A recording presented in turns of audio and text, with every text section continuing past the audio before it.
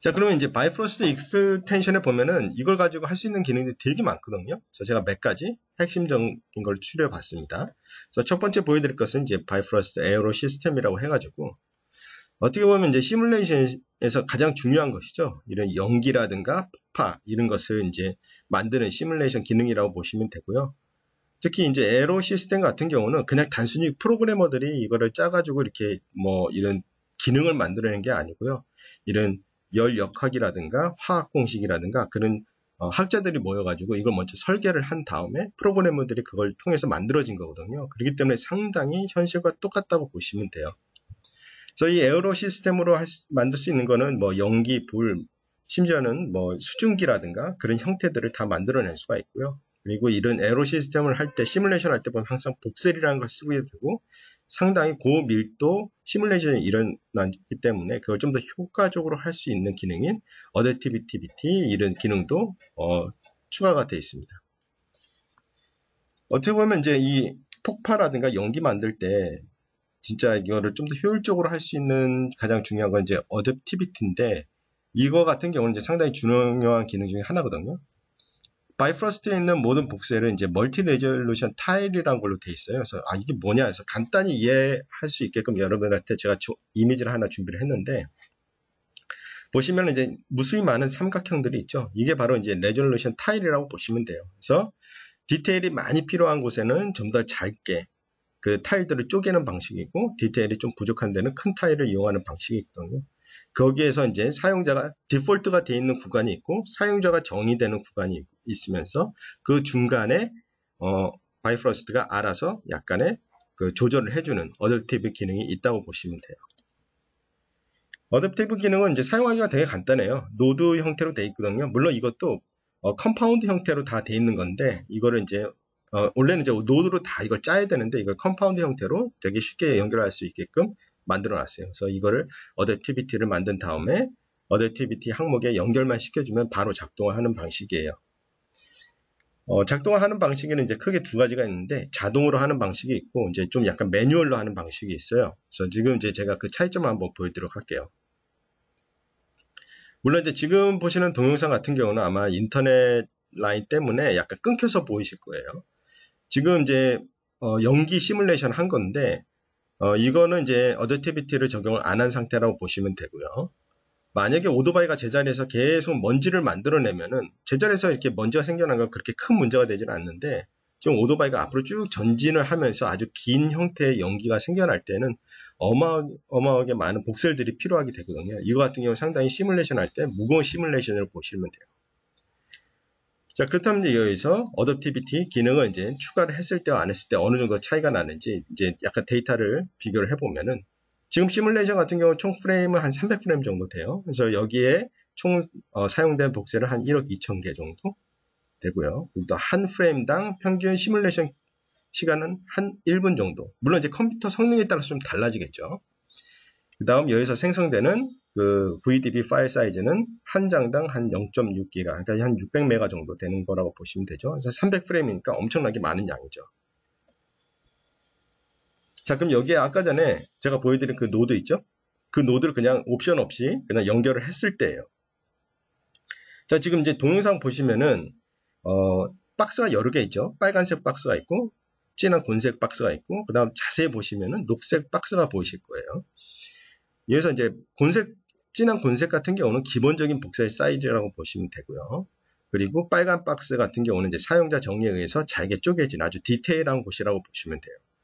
그 다음 여기서 녹색은 그 중간에 어댑티비티가 적용이 되면서 바이프로스트가 알아서 레졸루션을 좀 조절을 해주는 그 구간이라고 보시면 돼요. 시뮬레이션 전후를 비교를 해보면 물론 이제 동영상이 좀 작고 좀 끊기지만은 거의 퀄리티 차이는 없다고 볼 수가 있거든요. 그래서 물론 이제 아주 천천히 동영상을 플레이를 한다든가 아니면 요것저것 따져서 보면은 약간의 차이는 있을 수가 있겠지만은 이렇게 빠르게 움직였을 때에는 그렇게 많이 티가 나지 않는 결과를 볼 수가 있고요. 그래서 아까 전에 나온 데이터를 비교를 해보면 전후를 비교해보면은 복셀 수라든가 평균 시뮬레이션 그 시간 그리고 VDB 파일이 상당히 많이 감소한 걸 볼 수가 있어요.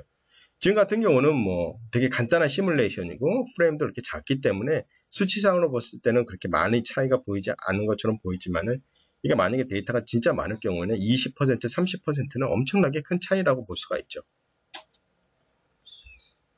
자, 그러면 이제 아까 전에 단순히 아무 옵션 없이 자동으로 연결을 했을 때 얼마나 효과적인 거를 봤다면 이번에는 이제 매뉴얼로 하는 방식을 한번 보여드리도록 할게요. 매뉴얼도 이렇게 어려운 건 아니에요.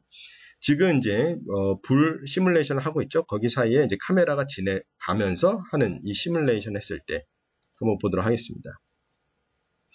아까 전에 오토 같은 경우는 그냥 단순히 노드를 연결을 했다면은 매뉴얼은 뭐냐면 내가 그 화질 정도를 설정을 할 수가 있어요. 그래서 상단에 보면 베이스, 하프, 쿼터, 에이트라고 되어 있죠. 그래서 베이스가 되는 레졸루션 구간이랑 그다음 반 정도 구간, 그다음 4분의 1 구간, 그다음 8분의 1 이런 식으로 레졸루션 영역을 각각 설정을 할 수가 있어요. 자, 그러면 한번 보시면은 자, 이런 식으로 쭉 되는 걸 볼 수가 있어요. 이미지를 제가 좀 약간 정지를 하면서 설명을 해드릴게요. 지금 보시면 이제 큰 박스가 있고, 그 다음 밑에 자그마한 박스들 있죠. 이게 바로 이제 아까 전에 사용자 정의에 의해서 만들어진 레졸루션 박스라고 보시면 돼요. 그래서 가장 기본적인 크기, 반, 그 다음 쿼터, 그 다음 8분의 1. 이런 식으로 이런 레졸루션 구간을 쪼개놨고요. 그리고 여기 밑에 있는 얘들은 내가 원하는 대로 애니메이션을 만들어 놨어요. 지금 같은 경우는 이제 레졸루션 박스들이 아래에 있기 때문에 가장 기본적인 레졸루션을 해서 시뮬레이션이 일어났다고 보시면 돼요. 거의 어댑티비티가 적용이 안 됐다고 보면 되고요. 자, 여기서 빨간색은 무수히 작은 복셀들이 지금 만들어진 구간이라고 보시면 돼요. 자, 그러면서 밑에 있는 얘가 닿자마자 지금 녹색들이 막 생겨나기 시작하는 거죠. 그래서 이거는 이제 내가 원하는 구간 설정, 레졸루션 설정을 한 구간에서 이런 형태가 나타나기 시작하는 거예요. 그리고 이제 이 상태에서 카메라랑 같이 이동을 하면서 쭉 가게 되면은 마찬가지로 카메라에서 벗어난 부분은 약간 저해상도로 또 카메라가 필요 있는 구간은 좀 하이 퀄리티로 이런 식으로 어댑티비티가 적용되는 걸 볼 수가 있고요. 이 같은 경우도 프레임이 많은데 이제 62프레임까지만 시뮬레이션 한 결과를 보면은 VDB 파일이라든가 시뮬레이션 시간이 현저히 줄어든 걸 볼 수가 있어요. 그래서 어떻게 보면은 오토로 그냥 해도 상당히 퍼포먼스가 잘 나오지만은 이렇게 매뉴얼로 해도 매뉴얼을 할 경우에는 더 큰 차이를 본다고 보시면 돼요. 자, 그리고 에어 시스템에서 또 중요한 것 중에 하나가 이제 컨버전, 이게 이런 폭발이라든가 불 막 그런 거에 관련된 시뮬레이션이거든요. 이거에 대해서 한번 보도록 하겠습니다.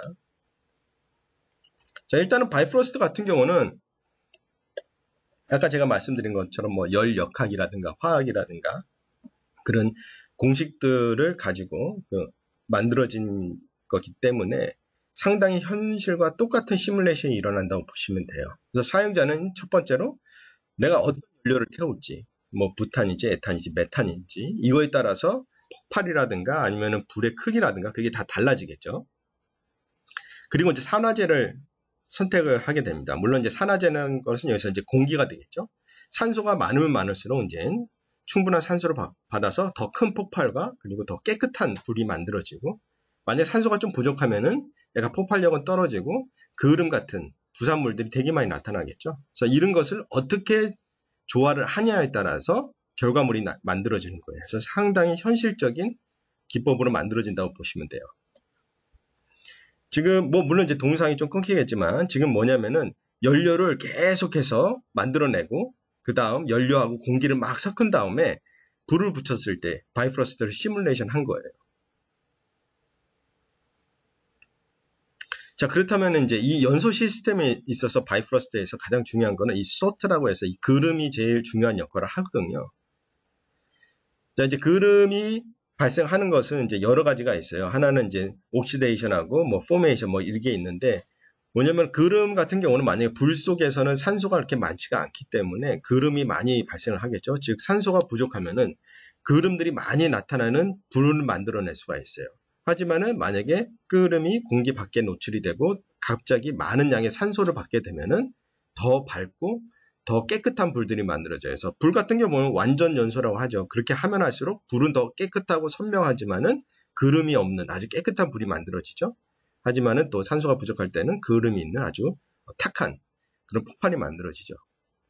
그래서 바이프러스트 같은 경우는 이런 게 다 구현이 가능하거든요. 그래서 지금 두 가지 보시면은 물론 이제 끊기겠지만은 두 가지 보면 아주 중심이 되는 불의 형태는 똑같아요. 왼쪽이나 오른쪽이나. 하지만 왼쪽 같은 경우는 불완전 연소 했을 때 막 그을음이라든가 그런 게 약간 뿌옇게 발생하는 불이라고 보면은 오른쪽 같은 경우는 이제 완전 연소 비슷하게 그을음이 없이 깨끗한 불이 만들어지는 이런 것들을 표현할 수가 있죠. 그래서 기존에 이런 불을 만드는 시뮬레이션 같은 경우는 이런 그을은 시스템으로 불이 만들어지는 게 아니라 연료가 얼마나 빨리 타느냐에 따라서 불이 만들어지거든요. 그래서 이런 것을 구현하기가 좀 힘든 반면에 바이프러스트 익스텐션 같은 경우는 이런 사실적인 시뮬레이션, 특히 이 소트 기능이 있음으로 해서 좀 더 사실적으로 내가 깨끗한 불을 만들지 아니면 불완전으로 아주 탁한 연기를 만들지 이런 걸 사실적으로 다 표현할 수 있다고 보시면 돼요. 자, 그래서 뭐 이렇게 폭발이라든가 그런 걸 봤다면 이제 또 다른 주요 기능을 보도록 할게요. 자, 이번에 보여드린 건 npm 솔버라는 걸 제가 보여드리도록 할게요. 저도 이제 뭐 npm 솔버